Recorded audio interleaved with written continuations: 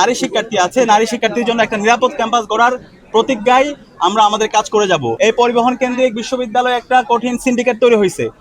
আমরা এই সিন্ডিকেটকে ভেঙে দেব। খাবারের যে মান, সে মানের যেন যথাযথ পুষ্টি থাকে, সেজন্য আমাদের যে পুষ্টিবিদ আছে তাদের মাধ্যমে কথা বলে আমরা একটা খাবারের মেনু তৈরি করব। বিশ্ববিদ্যালয়ে আজকে আমরা 7 বছর পার করছি, কিন্তু বিশ্ববিদ্যালয়ের যে মৌলিক সংকটগুলো আছে সেই সংকটগুলো বিশ্ববিদ্যালয় প্রশাসনের এক্সিকিউটিভ প্ল্যান না থাকার কারণে বছরে আমরা দূর করতে পারিনি। তো ইনশাল্লাহ আমরা যখন শিক্ষার্থীদের ম্যান্ডেট পেয়ে প্রতিনিধিত্ব করার সুযোগ পাবো, আমরা প্রত্যেকটা সংকটকে অ্যাড্রেস করবো ইনশাআল্লাহ। বিশেষত যদি আমরা বলি, আমাদের হলগুলোতে যে আবাসন সংকট, সেই আবাসন সংকটগুলো কৃত্রিম সংকট। সে আবাসন সংকট দূর করার জন্য আমরা সবার আগে কাজ করব।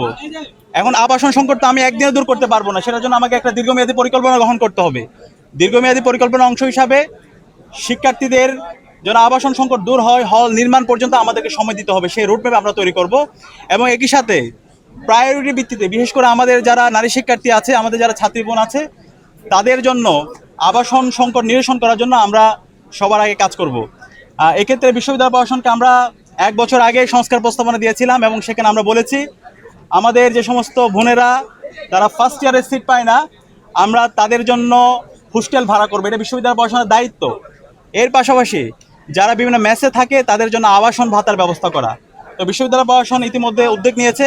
ইনশাল্লাহ আমরা যখন বিশ্ববিদ্যালয়ের শিক্ষার্থীদের ম্যান্ডেট পেয়ে প্রতিনিধিত্ব করার সুযোগ পাবো, সবার আগে আমরা শিক্ষার্থীদের যারা হলে সিট পাবে না তাদের জন্য আবাসনের ভাতার ব্যবস্থা করা এবং হোস্টেল ভাড়া করা, সেই কাজটা আমরা করব। এবং দীর্ঘমেয়াদী পরিকল্পনা অংশ হিসেবে হল নির্মাণের জন্য আমরা কার্যকরী উদ্যোগ গ্রহণ করব।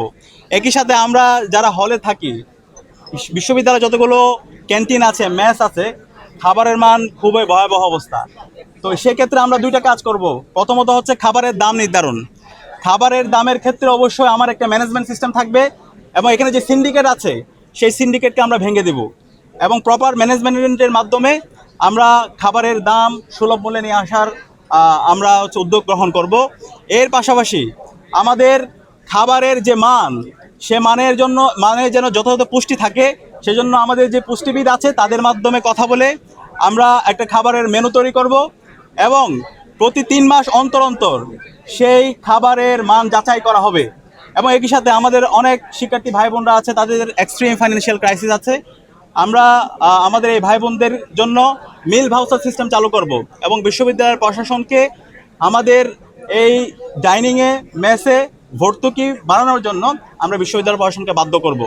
এবং একই সাথে আমাদের স্বাস্থ্যের অনিরাপত্তার কারণে, আমাদের খাদ্যের অনিরাপত্তার কারণে আমাদের স্বাস্থ্যের অনিরাপত্তা দিনে দিনে বাড়তে থাকে।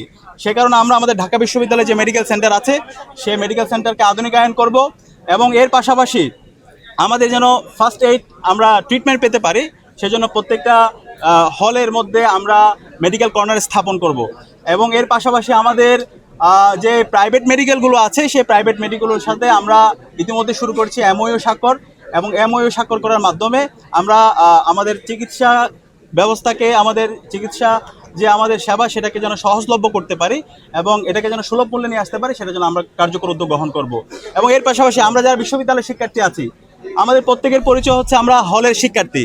ঢাকা বিশ্ববিদ্যালয় অনাবাসিক অর্ধেকের মতো শিক্ষার্থী তারা বিভিন্ন হলের বাইরে থাকি। তো এই শিক্ষার্থীদেরকে যেন আমরা হল কেন্দ্রিক এঙ্গেজমেন্ট করতে পারি, আমাদের কোনো অ্যাক্টিভিটিসগুলোকে এঙ্গেজ করতে পারি, সেই জন্য আমরা কার্যকর উদ্যোগ গ্রহণ করব। এবং আমাদের যারা নারী শিক্ষার্থী আছে, নারী শিক্ষার্থীর জন্য একটা নিরাপদ ক্যাম্পাস গড়ার প্রতিজ্ঞায় আমরা আমাদের কাজ করে যাব। আমাদের নারী শিক্ষার্থীদের হলগুলোতে এক হলের শিক্ষার্থী অন্য হলে প্রবেশ করতে পারে না এবং আমাদের যারা গার্জিয়ানরা আছে তারাও হলে প্রবেশ করতে পারে না। তো আমরা পর্যাপ্ত নিরাপত্তা এনশিওর করে এক হলে নারী শিক্ষার্থীরা যেন অন্য হলে প্রবেশ করতে পারে, অনাবাসিক শিক্ষার্থীরা যেন হলে প্রবেশ করতে পারে, একই সাথে আমাদের গার্জিয়ানরা যেন হলে প্রবেশ করতে পারে এবং তাদের জন্য গার্জিয়ান লাউন্সের ব্যবস্থা করা, সেটা আমরা ব্যবস্থা করব। এবং আমাদের বোনদের স্বাস্থ্য সুরক্ষার জন্য পর্যাপ্ত হাইজিন কিটের ব্যবস্থা আমরা বিশ্ববিদ্যালয় প্রশাসন করতে বাধ্য করব। এবং এর পাশাপাশি আমাদের অনাবাসিক শিক্ষার্থী যারা আছে এবং এখানে বিশ্ববিদ্যালয়ে আমরা যারা হলে থাকি, আমাদের টিউশনের জন্য বিভিন্ন জায়গায় যেতে হয়, কিন্তু আমাদের যে পরিবহনগুলো আছে সেই পরিবহনগুলোর অবস্থা খুবই ভয়াবহ। এই পরিবহন কেন্দ্রিক বিশ্ববিদ্যালয়ে একটা কঠিন সিন্ডিকেট তৈরি হয়েছে। আমরা এই সিন্ডিকেটকে ভেঙে দেব এবং আমাদের এই পরিবহনগুলোকে আমরা উন্নত করব। ইতিমধ্যে আমরা একটি অ্যাপ ডেভেলপ করেছি, বাস ট্র্যাকার অ্যাপ।